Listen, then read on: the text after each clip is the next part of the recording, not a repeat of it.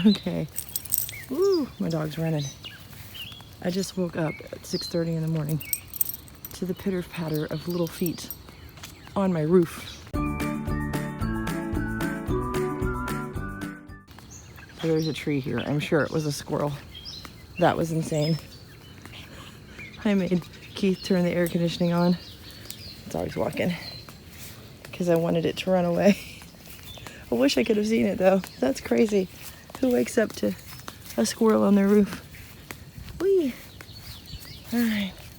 Come on, Blue. Time to go back in. Oh, by the way, this place only has electric. They don't have water, so we have to keep using the bathhouse. Hey, over there. Where is it? Over there. Right there. All right, we are set up for our RV breakfast. I already have cream in the coffee cups. That way you don't need a spoon. We're percolating, and we've got bagels going on the little toaster thing. I'll flip them in a minute. This is our setup for breakfast.